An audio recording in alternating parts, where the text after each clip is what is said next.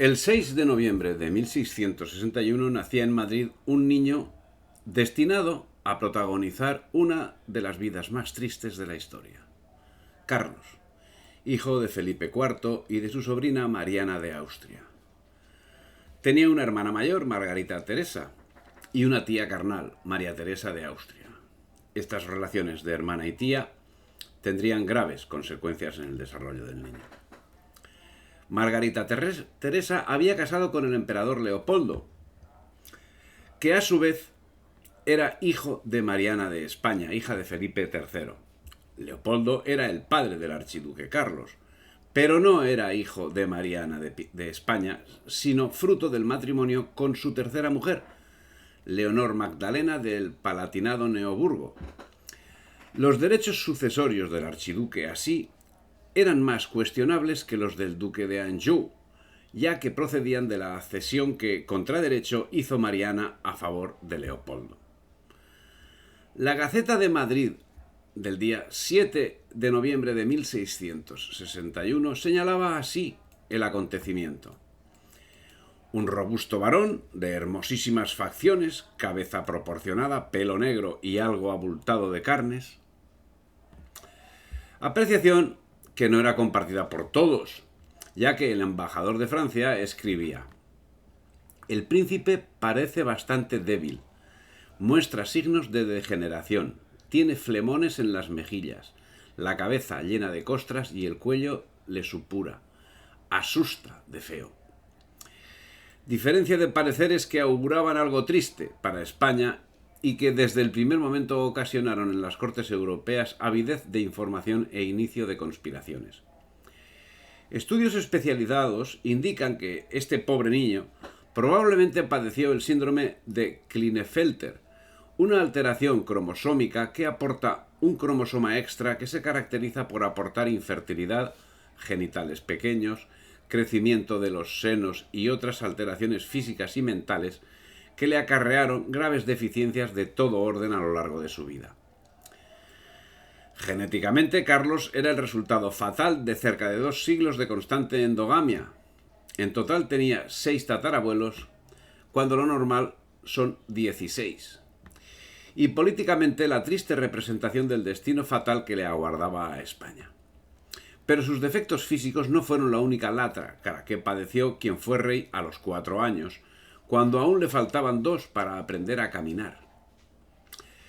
A los 9 no sabía leer ni escribir, y sobrevivió milagrosamente 39 años, en parte gracias a la superprotección recibida de su madre y de su aya.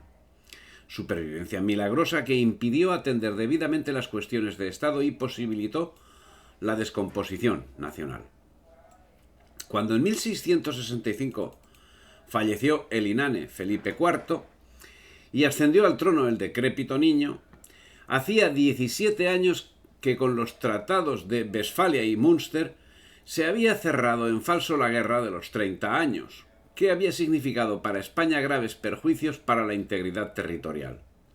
Y los grandes hombres como el cardenal Infante o el general Spínola habían desaparecido 2 décadas atrás. Carlos II contaba 4 años y su hermanastro Juan José de Austria 36. La muerte de Felipe IV significó el inicio de una frenética actividad europea para alcanzar sus mejores sueños. ¿Cuáles eran? La destrucción de España. Algo que desde dentro recibía un apoyo que no puede ser considerado como menor.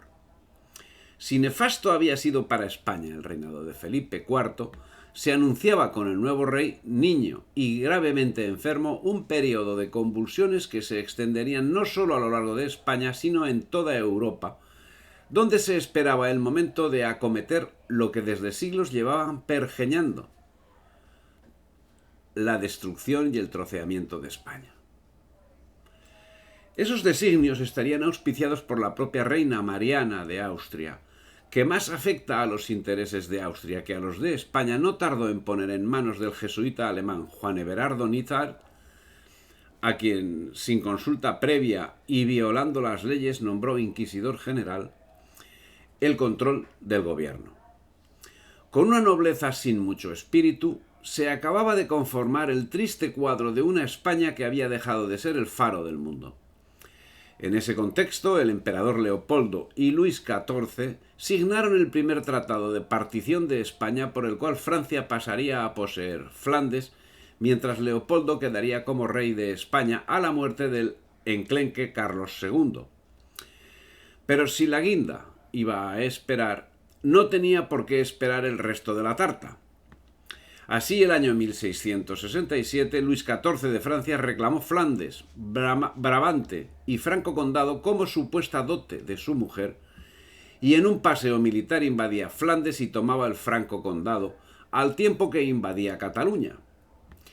Para redondear el asunto, en 1668, 3 años después de la muerte de Felipe IV, Mariana de Austria daba por buena la secesión de Portugal, en unos momentos en los que, dada la situación de Portugal, un mínimo esfuerzo hubiese podido acabar con los intentos secesionistas. Pero el fuego prendía por todas partes a la par de la incompetencia o la mala fe administrativa. El único que parecía ir contracorriente era el rey, pues dentro de su inmensa debilidad, Carlos resistiría vivo, a duras penas, hasta el año 1700. La guerra de sucesión tendría que esperar 4 décadas. Ante semejante espectáculo, las esperanzas del pueblo español recaían en el bastardo Juan José de Austria, que contaba con su apoyo y cariño. Juan José de Austria tenía a su favor una actividad política y militar con claroscuros, algo que lo ponía en situación muy ventajosa con relación a la nobleza y a los políticos que demostraron no tener claroscuros, sino directamente una negativa oscuridad. Juan José de Austria había sido engendrado por Felipe IV en María Calderón, la conocida como la Calderona, una famosa actriz del momento, pero el testamento del rey, a pesar de la gran significación que tenía, lo dejó fuera del gobierno, en el que la regente, Mariana de Austria, sería asistida no por quien representaba la energía que necesitaba el Estado, sino por altos cargos de la administración. Mariana de Austria buscó el valimiento de un jesuita alemán, el ya citado Everardo Nitar, a quien, como queda señalado, nombró inquisidor general. Esa actuación dejaba al descubierto la animadversión existente entre la regente y su hijastro, e indispondría a Juan José de Austria con la reina y con el gobierno. Indisposición que dio lugar a distintas conspiraciones que abarcaron todo tipo de actuaciones, incluido el asesinato y la dejación de funciones esenciales para la seguridad nacional. La conspiración de Nitar contra don Juan y la de este contra aquel llevó a que, con objeto de alejarlo de la corte, don Juan fuese nombrado gobernador general de Flandes, pero más atento a sus intereses particulares que a los generales, eludió el encargo alegando enfermedad, tras lo cual se produjo una persecución del entorno de don Juan, al tiempo que él era desterrado a Consuegra, de donde acabó huyendo el 21 de octubre del 68, conocedor de la orden dictada para prenderle.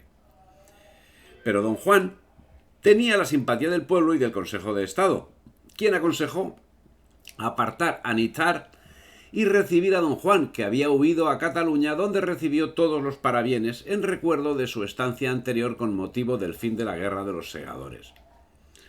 Y hasta el virrey, duque de Osuna, participó en el apoyo que se materializó en 3 buenas compañías de caballos que le dio el de Osuna.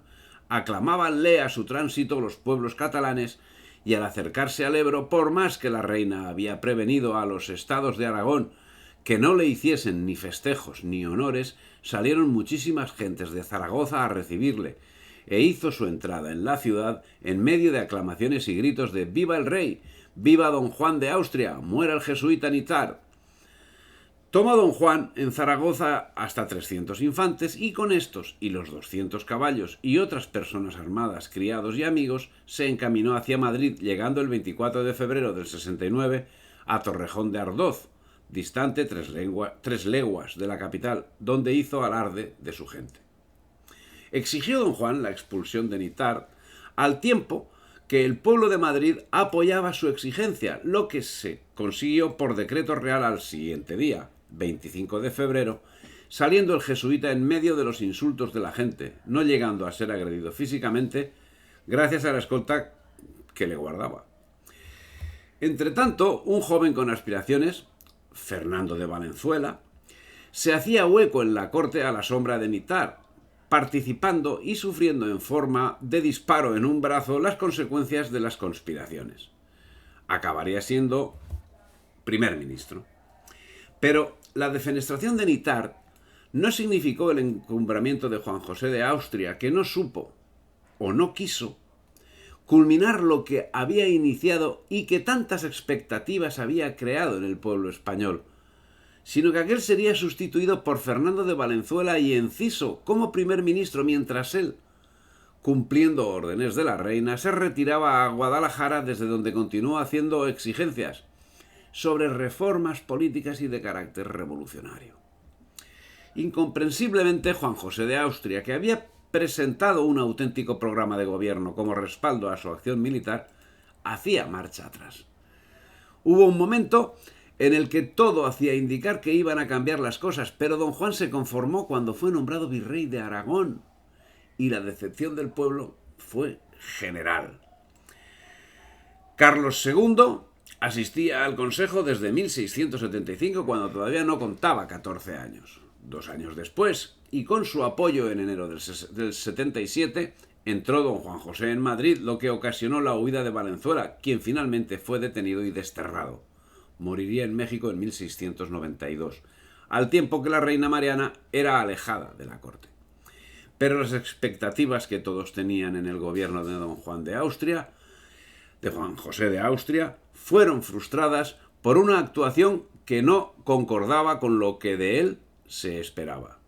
Si te ha gustado este vídeo, dale me gusta, suscríbete al canal y difunde.